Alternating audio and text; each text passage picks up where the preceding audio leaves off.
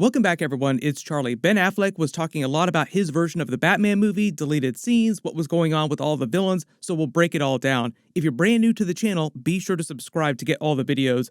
Recently, Zack Snyder just held another SnyderCon. He screened all of his Snyderverse DC movies, Man of Steel, Batman v Superman, the Justice League Snyder Cut, and revealed a bunch more deleted scenes and concepts, along with actors from the movies like Ray Fisher and Ben Affleck coming. I just did a completely separate video for all the Justice League Snyder Cut deleted scenes and his plans for the sequels like Justice League 2, Justice League 3, so I'll link that video at the end of this and down in the description below. This video is mostly about Ben Affleck's version of the Batman movie that he was talking about. During the convention, Ben Affleck attended and talked a lot about his version of the Batman movie that he had been making up until he left the project in 2017, around the time they started talking to Matt Reeves about doing his version of the Batman movie with Robert Pattinson. The main villain of the movie would have been Joe Manganiello's Deathstroke from the Justice League, in addition to a number of other regular Batman villains. This is him talking about that. There were a number of them that I was kind of exploring, and the plans were to, make interesting, nuanced, complex characters, in particular for the character you mentioned. And I didn't really, I kind of feel like either you do, I'm just going to get into my own preference here, but either you do like a kind of massive kind of one villain that is so formidable you just can't imagine how it is that your protagonist is going to be able to overcome it, or you have to sort of really populate kind of the Injustice League, these big group villains that where you get to have all these different characters. So I was at the time really trying to kind of hone in and focus on that character and get into depth and detail about it to make him seem as impressive as I felt like there was the opportunity to do. That's the only detail I have for you. When he talks about the difference in the types of villains from the movie, there were a couple different versions of the movie that they had planned on making that Ben Affleck had turned in through scripts. It started out as more of a Raid Redemption style, more self-contained movie with Batman fighting his way through different levels of Arkham Asylum. I think it was in 2015 when he first started working on the movie. And on each floor, each level of Arkham, he would have encountered different villains that he'd captured previously and put in Arkham. Fairly simple premise. Batman just running a gauntlet of his most dangerous villains, all coming back to haunt him as he tries to fight his way down to the maximum security levels of Arkham to get the Joker, his other most dangerous villains. But the final version of that movie, when most people talk about Ben Affleck's version of the Batman movie, they're talking about the Batman vs. Deathstroke movie. There was a lot of concept art that was released from that version of the movie too, just because it was the final version that he was going to start filming, showing Batman's new Batsuit. You remember the test footage that Ben Affleck revealed of Deathstroke here? This footage was actually for his Batman movie. It wasn't for Batman v Superman or Justice League or anything like that. That's how far along they got, and they were shooting test footage for special effects and for Deathstroke's costume. They got pretty far along in pre-production. Joe Manganiello had been hyping it up for a while. Ben Affleck had been working on the movie, like I said, since around 2015 when Batman v Superman was still in production, because they had plotted out this giant plan for how all the DC movies were going to work within the Snyderverse. This was when they were still doing 3 Justice League movies. They had all these other spin-offs planned. You probably remember the different slates that they had announced. They'd initially planned to film and release Ben Affleck's Batman movie so that it would come out right after the Justice League movie, with delays that would have been around spring 2018. Based on how long it takes to get sequels out, we probably would have seen a couple sequels to that Ben Affleck Batman movie by now too. But that was before the studio changed plans for Zack Snyder's Justice League trilogy before he was forced to leave the project after the tragic death of his daughter. So you can see some of the concept art of Batman vs. Deathstroke during that movie with his use of gadgets. Love all the Batman gadgets. The difference in the final version of his movie is that instead of a more self-contained Raid Redemption type of story, it would have been more of a globe-trotting, James Bond-style, big Batman vs. Deathstroke movie with more of a focus just on Batman vs. Deathstroke as a much more formidable villain, as opposed to him facing a ton of lesser villains, one right after the other. That's why during his panel, he said he was toying with a couple different concepts, like facing a bunch of lesser villains, like he says the Injustice Society. That gets into some other scenes that I'll talk about in a second too. There were a lot of scenes during the Justice League Snyder Cut that were meant to set up the Ben Affleck Batman solo movie. One of them was all the Injustice Society talk, and that was going into the Justice League sequels as well too, setting up that stuff. But the other idea, as he said, was him going with a much more formidable, overarching villain. That was going to be Joe Manganiello's Deathstroke.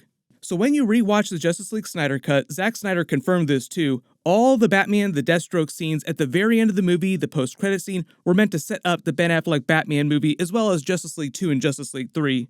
In the Snyder Cut version of the movie, now this isn't in the Whedon cut, so forget about the Whedon cut. In the Snyder version of the movie, in the post-credits, Deathstroke breaks Lex Luthor out of Arkham Asylum.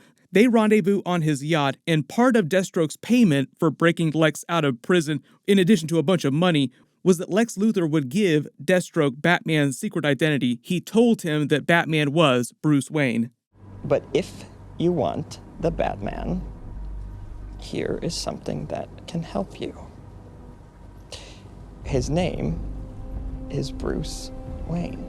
Deathstroke was going to use that knowledge to systematically tear down Batman's life, destroy Bruce Wayne's life, his public life, and separately destroy Batman's life. Going after all of his business interests as Bruce Wayne, using his secret identity against him, and the idea was Deathstroke wanted to torture Batman slowly, kill him slowly, make him suffer so much. And I believe in the Ben Affleck Batman version of events, it was going to be the death of Grant Wilson, not Jericho, but I'm not totally sure about that part. Here's where we get to the Nightmare post-credit scene though, because by those events, like at that part of the timeline, Deathstroke was working with Batman. In the original timeline for the release of all these movies, their plans, you have to remember Ben Affleck's Batman movie would have been released between the Justice League sequels, so we'd see the events of Zack Snyder's Justice League, then the Batman movie would come out, then Justice League 2, and then Justice League 3, with a couple other spin-offs and sequels for other characters between those. The Batman vs. Deathstroke arc is told out of order, so you'd find out about the death of Deathstroke's son after it's happened. They fight each other during the Batman movie. I don't think they would have totally thrown Batman under the bus on this one. Deathstroke would have ultimately understood Batman wasn't responsible for his son's death. They call a truce, effectively, even though he still doesn't like Batman. Then Justice League 2 happens. Superman's fallen under Darkseid's control because of the anti-life equation, the death of Lois Lane.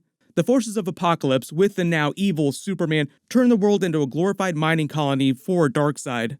Then the timeline plays out in a way that leads to the Nightmare future, which we saw in that post-credit scene, and by that time, Deathstroke, the Joker, several Flash villains, the Batman villains are all working together with the heroes, the surviving Justice League members, to stop Darkseid, free Superman of his control, and they're fighting a losing battle. The Earth has already been scorched, basically. Which is when Batman, Cyborg, and the Flash complete their time travel plans to send the Flash back in time through the Speed Force to warn Batman about Darkseid, paying off the scene from Batman v Superman. They would have largely covered those events in Justice League 3, where in the new timeline, like after they're able to save Lois Lane, all the heroes are able to defeat Darkseid successfully and save Superman from falling under the anti-life equation. Talking about the Joker character, Zack Snyder revealed that there was a bunch of untold story that he planned on doing, a bunch of backstory between what happened with Joker, the dead Robin, and Batman before the events of Batman v Superman. He explained it was similar to the events of Batman Death in the Family from the comics, with Joker killing Robin, but it was a different version of Robin. This version of the dead Robin was meant to be the Dick Grayson version, not the Jason Todd version like the comics. But the funny thing is that when he was explaining this Joker versus Batman versus Robin, like him killing Robin, he said that he didn't want to reveal too much because he might do that in some upcoming story. So a lot of people were just like, what does that mean? Is he going to do a new DC project at some point? Or is he going to do a comic book? Or how is he going to tell that story? And it just sounds like a never say never situation because Zack Snyder, James Gunn are pretty tight, even though right now Zack Snyder is mostly busy doing his Rebel Moon movies and the sequels to that because there'll be sequels and he's trying to build out that universe for Netflix.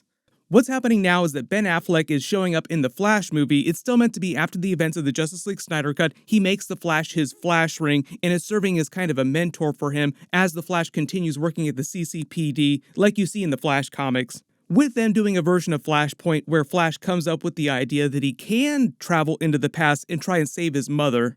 And they're essentially using that to reboot the DC universe into the James Gunn version of the Gods and Monsters version of the DCU, as they're calling it now.